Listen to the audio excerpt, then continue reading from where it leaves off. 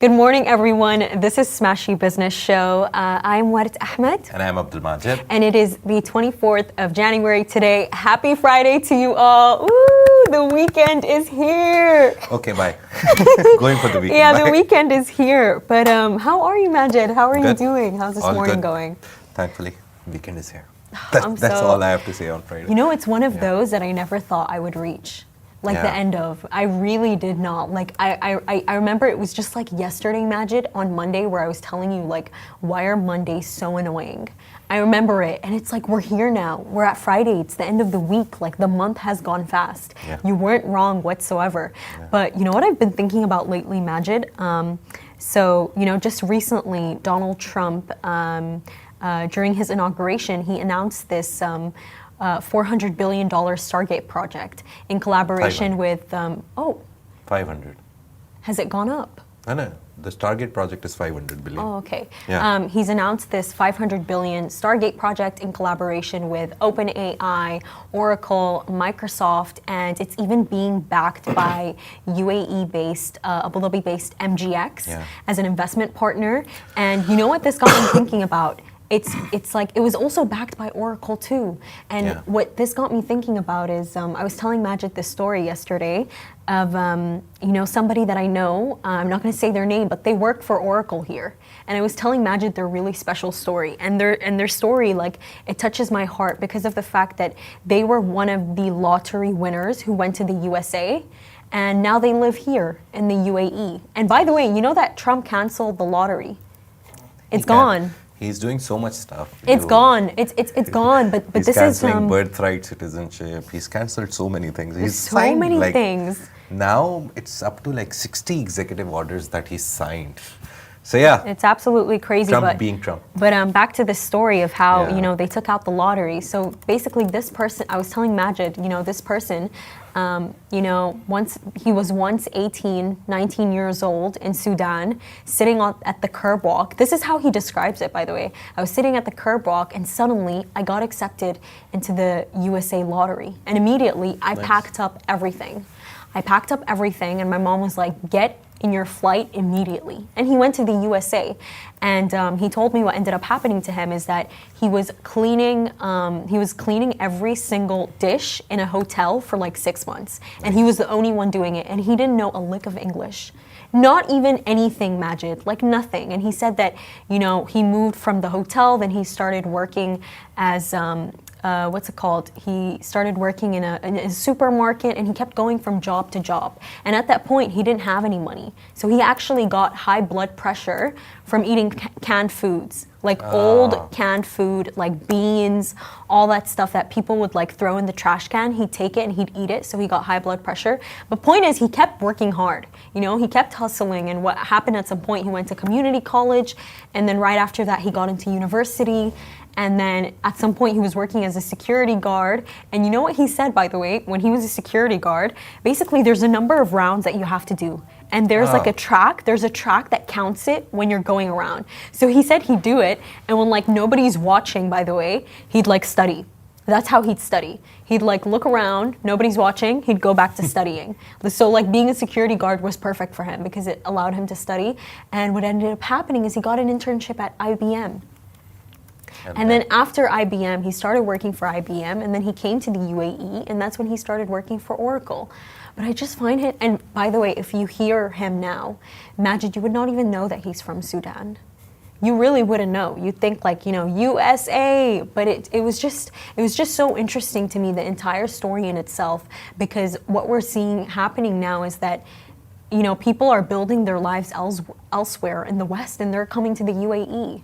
You know, they're coming here. I think that's what really touched me, because of the fact that people used to study here and go to the West, but what's happening is that people are moving out of there. You know, they're coming here, they're setting base here. The main thing is he hustled. He did. Yeah. That really is. His story is so inspiring. You just have to wait for your opportunity. That's what I've realized. Just wait for your opportunity. It will come. Sometimes late, sometimes early, but it will come. Yeah. That's the lesson. That is what Yeah. I'm waiting for, hopefully, one day. But for our topics for today, back to Trump again. So Trump actually went on the World Economic Forum in Davos in Switzerland and announced that and announced and requested for $1 trillion from Saudi Arabia. Now, what essentially happened is that in 2016, Trump chose Saudi Arabia as his first foreign visit because he was offered $450 billion by King Suleiman. However, what happened now is that he requested that $450 billion, but then King Suleiman called him and said, okay, I'll give you over $600 billion. But now he's asking for $1 trillion. You know, he has no shame. No, really, he has no shame. You know, what's it called? In Arabic culture, Majid, there's this thing where it's like, أنا بخجل. Do you know what I mean? Like, I'm like, أنا بخجل إنه I ask for more. We always say that, like, this is something that was like, it's really deep rooted in our culture. Like, don't ask for more, you know? Like, don't take from the hand that feeds you. Don't take that much. But it's just, man, he has no shame. He really has no shame. Thing is that he is a businessman at its core. That's what's been said about him. Yeah. And he realized that he asked for 450 to 500. He got 600. So I was like, okay, let's bargain more. Let's keep going. So he was speaking at Davos again. Everything is happening at Davos, Switzerland, at the World Economic Forum nowadays. Every minister, every finance minister, economy minister from Saudi, UAE, the world, everyone's there. So yeah, he took the opportunity. He was like, okay, they are promising 600. I would like 1 trillion. The most interesting thing that I find in that is, it's 1 trillion is the worth of sovereign wealth fund, that is PIF. PIF is nearly 985 billion, nearly 1 trillion in assets under management. So he's basically asking them for to give all him, their money. Yeah, not all their money, just give me the PIF, all the money that PIF makes. But let's see what happens. Eventually, see, last time he came, the first 2 weeks were all Trump. He was doing the same thing that he's doing, executive orders, this, that, stop this, do this. So this time around, he's also doing this. This time the things are different. That's the only difference that I see. But after the storm will like stop, like, oh, he's the new president, and there's normalcy in the environment, then we'll actually see what happens. Because he's doing so much. Everywhere you see there's Trump. Or even on our timelines, every story that we do, like, if you do 3 stories are about Trump at least. Of course, I think he has a really strong foothold over the Middle East. But really what I want to discuss with you, Majid, is that, you mentioned how right now the World Economic Forum in Davos in Switzerland, it's the hot topic. Yeah. But, not only is, Abdullah Al-Marri, the UAE Minister of Economy there, it's actually also, the really successful food businesses in the UAE. What we actually saw in 2024 is that for the World Economic Forum, Hind Al-Mulla was there, the founder of Home Bakery. Yeah, she went and she made so many videos and she was like, this is that, this is this. She was at the Emirati pavilion at the forum, and it's like, for 2024, that's probably when, her business boomed even more and more, and the UAE recognized that for her. And then this year, who are we seeing being recognized? Sarah Hamouda, the founder of Fixed Dessert Chocolatier, the infamous Dubai chocolate. She's being recognized for it, and she's being recognized by the fact that they're selling fixed chocolate at the World, and they're not selling it, they're actually giving it for free at the World Economic Forum, but there are some fakes that are being sold there for 15 euros. But it's so beautiful, it's so amazing to see. Before we saw how, Sheikh Hamdan supported her by doing a collaboration with her over a halwa fixed dessert. But even more so than this, what it got me thinking, Majid? Honestly, I was a part of the people who were complaining about how kunafa is in everything. I won't say, I still am. It's in everything now. It's in croissants. It's in ice cream. It's in It's in cake. Are you seeing balaban? What's Yeah, it called? Flaky pastry. All of these shops, by the way, everything has kunafa now. But you know what it got me thinking about? I think that there's a deeper message here that's happening that I feel like we're not even aware of because of the fact that kunafa, some believe that it originated in Nablus in Palestine. Some believe that it's Syria, Lebanon, Turkey, Egypt. But the point to me here is that, like, Majid, like, the West is celebrating our culture. They're eating our food. And it's like, and that's what I find so beautiful. Like, and I find it so ironic too, even for the people in other parts of the world who, maybe they don't support Palestine, but what? They're trying out the Dubai chocolate. You're trying out the kunafa, which is such a huge part of Palestinian culture. And this is something that I'm extremely jealous of, Majid. I actually really want to visit Syria or Palestine to go eat kunafa. And I mean it. No, really, I mean it. And it's like, I was even speaking to my grandmother. She actually went to Damascus for her honeymoon back in the days. And she told me that word, if you taste the kunafa that's there, the kunafa that they have. So it's beautiful to see Middle Eastern culture being celebrated. What do you think about it?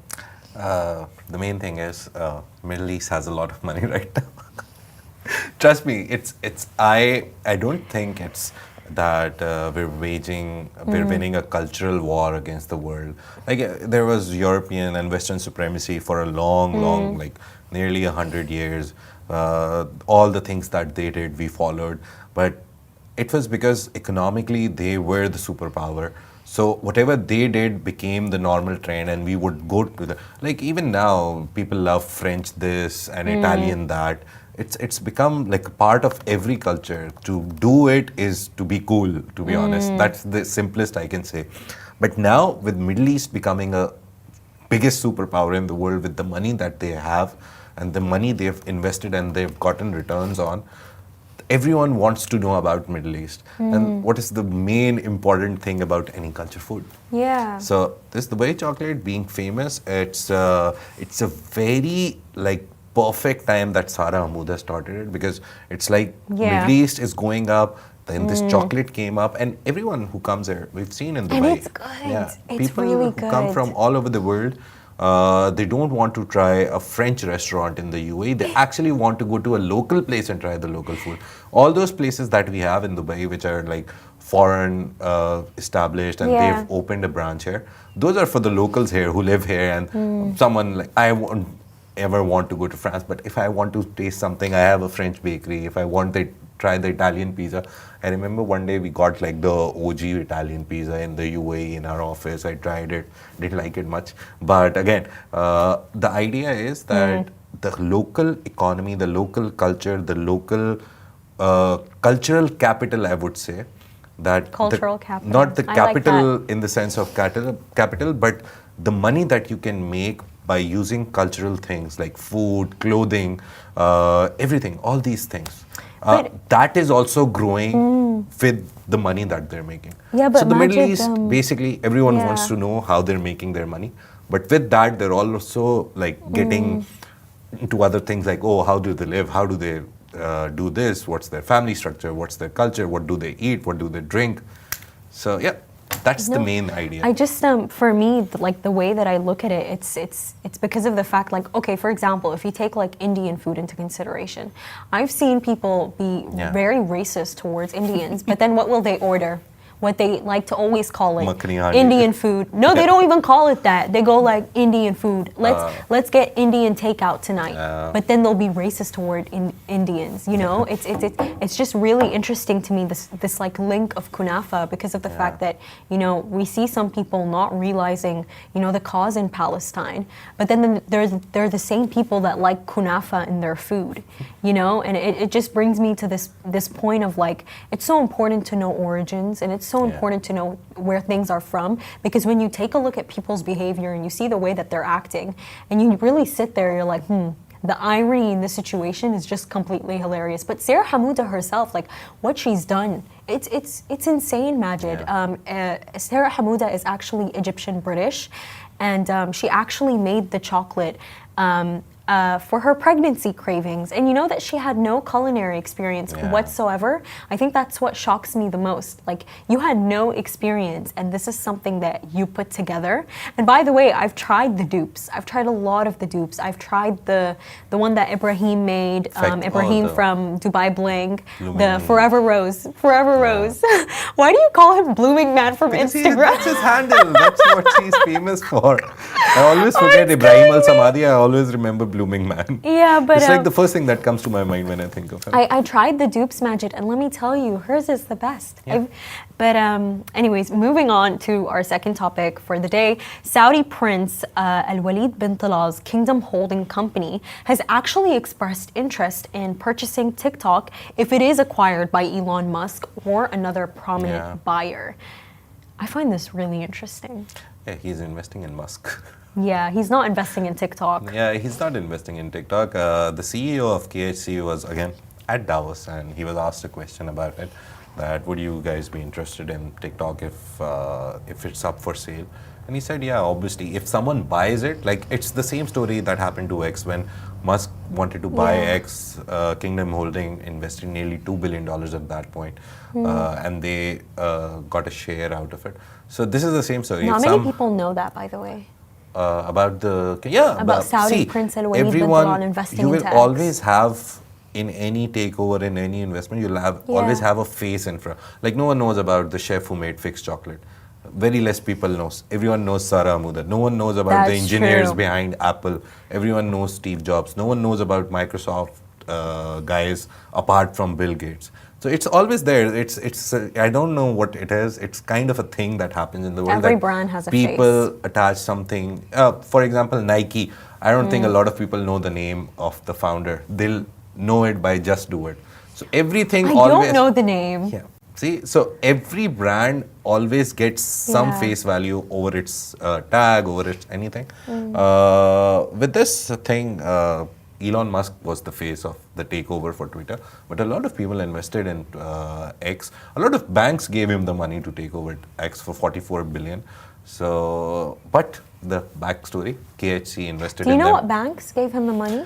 Every bank, 44 billion is not easy to like muster up. It's Anything not like from the I'll just Middle take East? out change from my pocket. No, not Middle Eastern banks. Obviously, he's in America, so he asked American banks. And the reports that I've read over the years, the general consensus is very simple, that the banks, again, didn't invest in TikTok. They wanted to curry favor with Musk because they know Musk is who Musk is. He's a crazy businessman. He's a crazy genius businessman who, whatever he touches, he's turning it into gold. So those banks were like, okay, we'll give him the money, like, and he can do it. But later we'll find like something else to do with him. Yeah. Other business deals. And He'll put his money and here. he is a genius. Like, even his mom just recently, Yeah. May Musk, she sat down with Anas Bukhash, Yeah. and, you know, she went on to say, like, my son Elon Musk, like, you know, he's her genius. He's the genius of the family. And oh my God, that interview was so interesting, Majid. You know what she was saying in the interview? She was like, you know, at the point where I divorced my husband, honestly, I was just happy that I was not being beat up. And I was like, and so when you take a look at that, what she said to Anas Bukhash, and you take a look at her son and what he became, you know, it really makes you think that, honestly, like Elon Musk, everything that he's done it despite the odds that were placed against him and placed against his family and his mother May when they were growing up. So his story is so interesting. Look into Anas Bukhash's podcast. I love it. It's one of my favorites. Monify are also doing an episode. They teased it yesterday, and she gave a lot of. She was actually one of the speakers, like in a fireside chat. Someone was interviewing her. She gave a lot of insights into who actually Musk is. A mother knows best. Of That's the main course, idea, of and a mother course. knows their son And her more than personality, anyone. it's so infectious. Yeah. It's so And infectious. the funny part is, I never knew about this Maimas, that she was a model as well, and she's an entrepreneur herself. So I guess the idea of entrepreneurship comes from there. But coming back to Kingdom Holding, they invest in everything. Another part of the story was that the CEO, not Prince Alwaleed, he's like the founder and executive chairman something. The CEO is some other guy, I forgot the name completely. And he said that the guy also asked him a question about crypto. Yeah. And he was like, sorry, not investing in crypto because Prince Alwaleed believes in Warren Buffett's philosophy that don't buy anything or don't invest in anything that you can't use.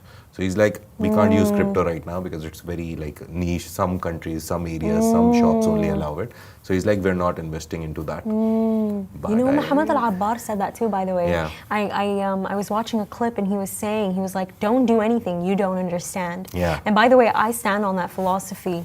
There is never anything I speak on, Majid, that I don't, like, if I don't understand something, I won't even say one word about it. If like my understanding is 70%, I'm not opening my mouth because I don't want to mislead people. I don't want to say anything wrong. But, you know, back to Prince Alwaleed bin Talal and how, you know, his Kingdom Holding Company is interested in purchasing TikTok. You know, Majid put forward the argument that, you know, he's investing into Musk. But what's so interesting is taking a look at the relationship that Trump and Prince Alwaleed bin Talal have with each other. You know, in 1991, when Trump almost went bankrupt, Saudi Prince Alwaleed bin Talal, he stepped in and he saved the day and he bought his princess yacht for $20 million. And he did it again, by the way, years later. He purchased he joined other investors in taking the Plaza Hotel from Trump for $325 million. So seeing the way that these people are interconnected, it really makes you think that in the end of the day, it's honestly a small circle. Because Trump is all the way in the US, and then you have Prince Alwaleed bin Talal, who's in Saudi Arabia. You know, recently he said in an interview when Trump was shot, you know, he was almost assassinated. I was in Riyadh. No, really, he said that. And so it's interesting to me because it honestly makes me think that all these billionaires, Majid, they're all just one small circle. Yeah. It's just a small circle and they all know each other. And the funny thing, yesterday we were also talking about it. So either they're very good friends, like they'll have business dealings in billions and trillions, and on just the word, Musk will be like, yeah, I'll give you 2 billion, 10 billion, and Prince Alwaleed will be like, and easy. But then there's egos involved. You remember we talked about Sam Altman. I don't know. We talked about it yesterday. It's a very interesting thing that a lot of people. I asked 2-3 people just like walking by in the office, like, do you know OpenAI? Musk was also like the founder. When they started OpenAI, Musk was one of the founders. People like, no, we didn't know. And so keep in mind, OpenAI created ChatGPT. Like X, when Musk bought it, everyone was talking about Musk. No one talked about the investors behind him, like KHC, Prince Alwaleed. Likewise, OpenAI, anyone says that name, you remember 2 things. ChatGPT, Sam Altman. So Musk, I think he had an ego problem, like, oh, sorry. This guy is getting all the limelight in this thing. I'm moving out, and I personally feel that saying that I'm moving out because I want to focus on Tesla. It was just him saying that, oh, sorry, he's getting the limelight. I'm moving out. Yeah, and OpenAI, because I want the limelight on everything. OpenAI, just for context for you guys, it was founded in 2015, and it was actually founded by a bunch of people: Sam Altman, Musk. I don't remember the other names, but they were tech people. And what ended up happening is 3 years later, Musk actually left the company to focus on Tesla and, you know, electrical vehicles. You know, he had a lot of ambitions to include AI in that, so he left. But obviously, after he left, you know, Altman was a genius. You know, he gave us all ChatGPT. He gave us all ChatGPT, and you know, I definitely do think that from Musk's part there is some regret there. But you know what I'm honestly seeing? I'm seeing Prince Alwaleed bin Talal playing into the same game. Because what are we noticing now? When you control the media, you control everything. And that's the kind of power that Musk attained by having X. He has a very high level of control, and I think Alwaleed, like he's going after that. But he has had that before. You know, he has the NBC, but now he's going on a bigger scale, going for TikTok. And TikTok, it's like, oh, I love that app. It's so special to my heart. No, really, it's so dear to my heart. The very first memory of TikTok for me is a lot of the biggest content creators, YouTube, Instagram, all these guys. When TikTok came, actually the USP that I think TikTok is that it gave access to a very layman to produce content. Instagram was very niche. People liked visuals and all that stuff. A normal person can't do it. TikTok gave them that access. They're like, these are the effects, use it. So it actually gave access, and also they push your video themselves. Insta doesn't do that. TikTok itself pushes it to a few people. Those people, on the basis of those 100, 150 first people, if they like and share and comment, then TikTok pushes it more. So TikTok also has this advantage. It pushes your content itself. We have TikTok meetings here in Lovin and Augustus. We talked to them. I was part of one of the meetings, and it is actually coming from a TikTok person that they push your content for the first 100, 150 users to test it. So as soon as you start getting likes, TikTok algorithm understands that yes, this is good content, and it forwards it. So that's the good part. That is why people love TikTok, because the platform itself wants your video to be pushed. I feel like it acknowledges everything. Yeah. I feel like that's not always a possibility With Insta, you've seen, we've talked about, we talk about a lot of stuff when we're off air as well. That Instagram is very difficult to build now. It's so annoying. Organically. People will buy followers, people will boost their post because they have the money and they'll just build up millions of followers. But it all comes down to engagement. If you're growing organically, your engagement will be way, way, way better than people who are not using the right means to grow. So we'll grow as well. We'll have 1 million someday as well. Hopefully, if you guys follow us, you're listening to us, go to Instagram, write Smashy Business, follow us. Hopefully we hit 100K this year.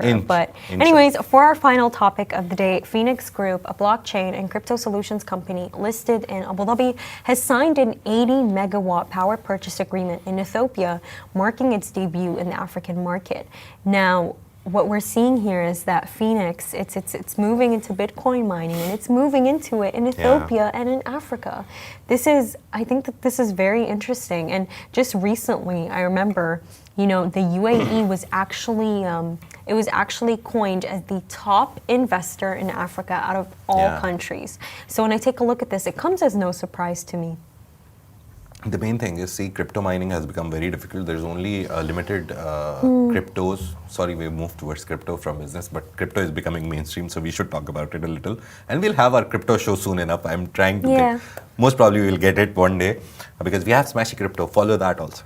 So the main thing is, crypto mining has become very difficult because Bitcoin has been mined to an extent like 85% capacity, and after that you need supercomputers actually to mine more Bitcoin. And some other coins which came with mining capabilities, otherwise they just launched 2 million coins and you can just buy them. But still there are a lot of cryptos in the market which you can mine actually. So that is why they want to do it. So they've created this company, Phoenix, and they're trying to do it. Let's see, obviously we've been talking about AI data centers for a long time now. But before that, the biggest energy consumers were mining setups. Because mining setups, they're like a whole room of servers and PCs and everything, which are trying to mine coins. And now AI data centers are that thing. So let's see, it's a good thing that it's a very short, very sweet story, but it's very important to know, because they are not only relying on their power generation, the UAE, they're trying to find power from areas nearby. And the good thing is this investment goes into Africa, and African countries also gain something out of it. That was the sweet part for me, that they've invested in a country which has which is under the poverty line. Everyone is under the poverty line. And good initiative. It is a good initiative. They benefit, the other people benefit. And it's also, I think, even much more than that, Majid. It's, we've been taking a look at these business dealings for a while now. I haven't seen Ethiopia's name. I haven't seen Ethiopia's name for a while. I've been seeing Egypt, been seeing South Africa, but to see that, big companies like this, they're expanding into Ethiopia, it's really exciting to see. And I really can't wait to see how it actually turns out. And with that being said, thank you so much for watching, everyone. Happy Friday to you all. This is Smashy Business, a Smashy Business production under the Augustus Media Podcast Network. Do make sure to find our newsletter on Smashy TV, and please follow us on all our channels.